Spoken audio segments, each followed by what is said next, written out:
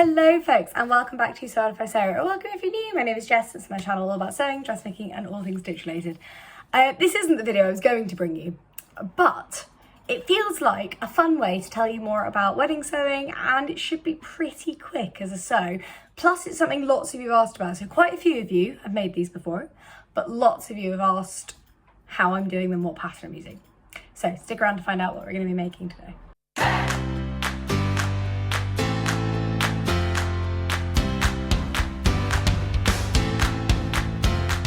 I'm of course talking about ties, and I am going to be making, for the wedding, I'm making Adam's tie and I'm making 3 ties for the groomsmen as well. So my fabrics, lots of you have heard me talking about this for a while, so here are supplies for today. We have a really cute lining fabric, nice stable cotton. Adam chose this, it looks really nice, and it goes with this is wrapped inside out, so let's just move it around. This gorgeous, it's much more like a wine colour. It looks very red on camera, but it's much more of a wine colour. Like, oh yeah, if I do that, that's more like it. And it is a satin blend, and it's nice and stable. In the end, I gave up looking for 100% silk because I don't think it's really needed, and particularly if it stains, that's kind of it done. So I went to have a chat with the very knowledgeable guy in my local fabric shop. He has not asked me to say this, but he is emphatically very, very good at his job. And he recommended this stuff to me because it's nice and structured, it's not too shiny. It should make a really nice tie. So that fabric shop, by the way, is A&M Textiles. They've got a few around London, and the main one is where I live, which is really nice. And yeah, so very grateful for that. And Adam came in. I was really keen for Adam to pick the colours for these because he's going to be wearing them and they'll go with his suit, but also, like, you know, I'm making it for him, and I always prefer if I'm making something for people for them to choose what they want and how they want it to look, because it's just less pressure that way, and hopefully he'll love it. So he is sat there, but he's got his headphones in, so, you know, some secret sewing, but I'm going to need to try it on him, so it's fine. So I have 1 metre of this, or maybe 1.5 meters. I got 1.5 meters because it's slightly narrow, that's what I did. So we have 1.5 meters of this. I can press it, but with a low iron, so that should be fine. This is 1 meter of this, is our lining. Did I get 1 meter? I think I only got 0.5 meter actually. Yep, 0.5 meter, because we need 2 tiny triangles out of it. And then the weirdest and most difficult thing to find, and I will link all of these fabrics as far as I can below, this is dommet. So dommet is a specific type of interfacing that is used. Is it interfacing? Is it like, it's interfacing-esque. It's a bit more like the types of canvas you'd use in blazer making. So one side of it's sort of fluffy. I have yet to find out if this is fusible or not. I don't think it is. The other side's more, not scratchy, but like ridged. It feels a bit like a twill. And this is basically what goes inside a tie. And it is inordinately difficult to find. So if, like me, you are embarking on the voyage of learning to sew ties, I got this from William G, and it was the only place I found that stocked it. It was the only one. So I will link that below. I thoroughly recommend. It came in like 2 days. Really impressed. Throw that over the shoulder. I also have matching thread. So again, if you're invested, it's 384 groomsmen. Again, looks quite pink, but it blends with the fabric really well. Obviously not this because it's the demo, but it blends really nicely with this. And finally, we are using the Sew Over It, the tie pattern. So I've already cut this out earlier in the year, so hopefully I can show you our pattern pieces. And what I'll do with this vlog is it'll be much more step by step than usual, because there's about 6 steps, so I can actually take the time. So we have lots of triangular pieces, lots and lots of them. We have our lining, front triangle. We have the back dommet. So the dommet is much thinner and goes inside. It just sort of creates the body of the tie and stops being all floppy and silly. Front dommet. And the thing is, what I find weird is the dommet pieces, they do look tie sized, but that is because obviously this is the size the tie will end up being, because it starts this big. Because obviously it folds in, you fold it in 1 centimetre and then fold it in again so it meets in the middle. So we have a front and a back, they're both cut on the bias. I'm having a look at the instructions, it looks like you cut them on the same bias and then you sew it together. So this is the front, this one's the back. So you cut them out on the bias. First things first is sew them together like like so. And then flip it through, so the iron's going to be on for the whole of this project. So my plan is I'm going to make one on a vlog with you guys so I can explain the process, and then I'm just going to crack out 3 more. The other thing this project involves is hand stitching. I never hand stitch, but ties, it seems to be the only way, so that's fine. I will be revising how to slip stitch in this video as well. I'll do a bit of a practice on some of the lining, so hopefully that's useful for you guys as well. So stick around for some tie making. Okay, so here's everything laid out. Hopefully you can see it all. So we have our dommet here. It looks like I've laid it out cross grain. I haven't. It's just the space. Like that's the way the fabric goes. So that's the dommet here. You lay that out on the straight grain. Then our lining is cut on the straight grain as well, actually. And then our ties pieces are cut on the bias.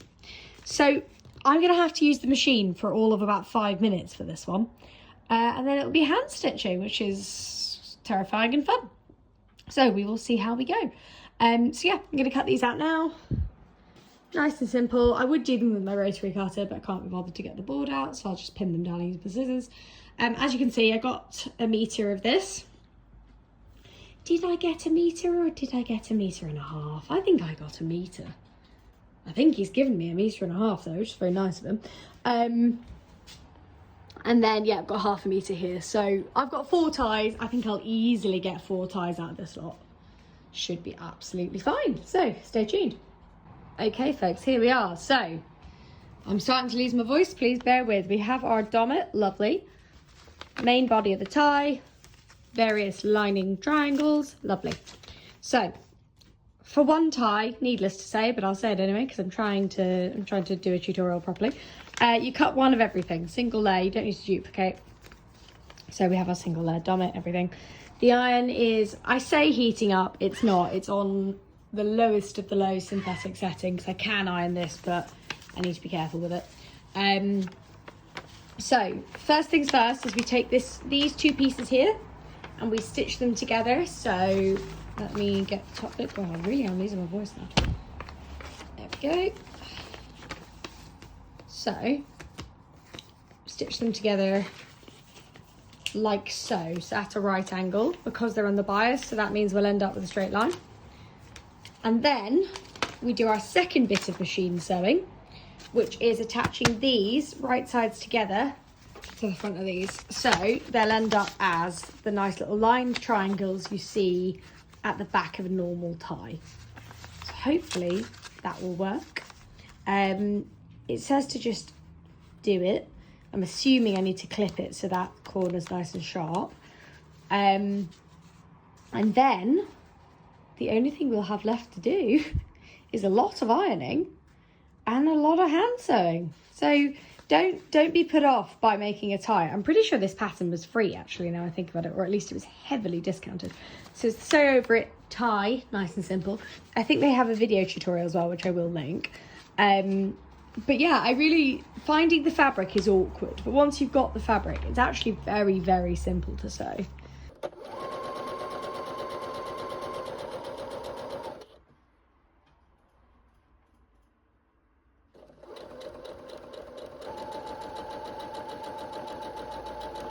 Okay, so the tie's been sewn together and I've just done the top lining.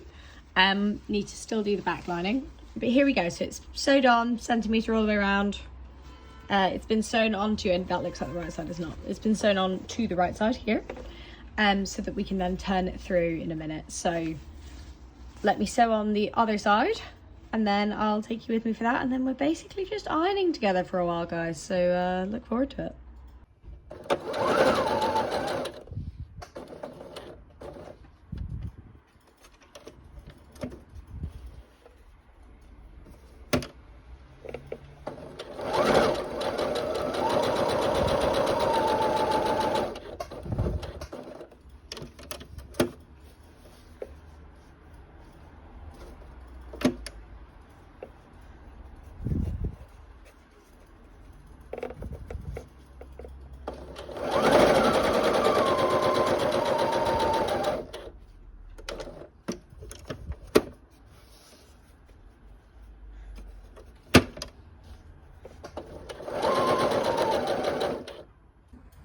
Okay folks, so I've got my headphones in for sound quality and because I'm sewing.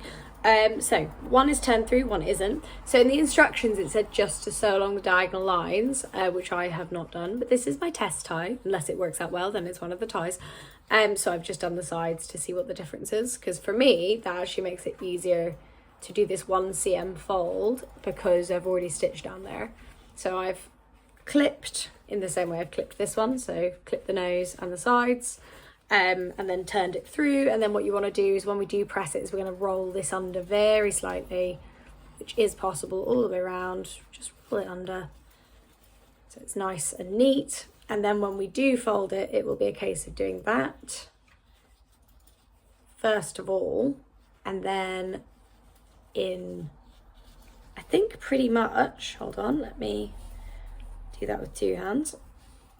We're folding them in so they meet the middle. So it'll look like that. Obviously much nicer than that. So sort of, I'm doing this badly because it's not been pressed yet, but yeah. Something along those lines. Also, obviously it's sewn together in the middle. I just need to give that a press. But I'm just going to turn through this side and then we can press everything together. So let's turn it through. It's like a little sock puppet. It's probably easier to make this than it is to make a sock puppet. Right, so we've got a sort of kite-like thing. I'm going to be very careful. I'm using pointy scissors, so I'm going to be very, very careful not to go through the end. I know, by the way, I do have like a corner point turner thing, but even that sometimes goes through stuff. So really, I just use what I have to hand. What I don't use anymore is my big shears, because they do just, you don't need to press, they just go through everything. And I know that was a stupid thing to ever have done, but again, sometimes you just use what's near you.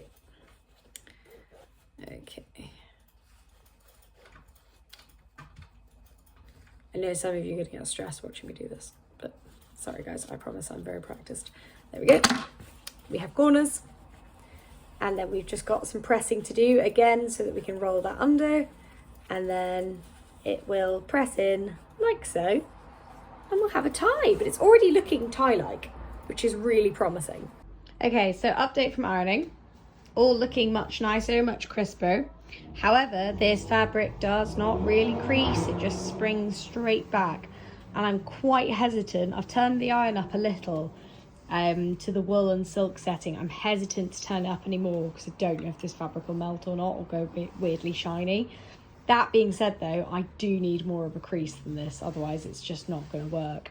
It might work better once the dommett's in it, but even this, like I've tried to press it open and I just remembered I own a clapper. Oh my God, live realization. Right, I'm going to get the clapper, give it a go, and then hopefully I can report back and this will be much flatter. Okay folks, so you're going to see this vlog on Monday, I reckon, because I'm out a lot of tomorrow, and we're here. So it's just hand sewing needs doing. I'll be honest, I haven't filmed a huge amount of this because you're pressing in and then folding, but this fabric just does not press. So it's actually kind of a bad example. But what I'm hoping is, I've only done half so far because it really does, as you can see, like it just does not crease well. So what I'm actually going to do is I'm going to slip stitch it in stages. So I'll do the first half and like literally pin to pin, slip stitch it, press it, slip stitch it, press it. So I'll take you through some of that tomorrow if I get time to do it. Well, no, I will do it tomorrow, but I'll take you through some of it to show you sort of the stages I'm doing, do a little time lapse, and then hopefully we'll have the end product. So first of all, what I found helps more than pins is I've started using clips instead, because again, it's satin. I should know this. I've spent the last like 2 years sewing with a huge amount of satin, but it actually works much better with clips. I should know this because pins do fall out and it really doesn't want to crease this fabric. So just having the clips there to reinforce it as well really, really helps. So we're going along, we're clipping the seam allowance, and then the idea is, as you can see from the sort of bottom of the camera image at the moment, the clips also help fold it back over on itself and keep it folded. They really help with the weight. So those are definitely work. So let's talk about slip stitching. The whole point of slip stitching is to close openings in fabric invisibly, and to do that we're working within the seam allowance.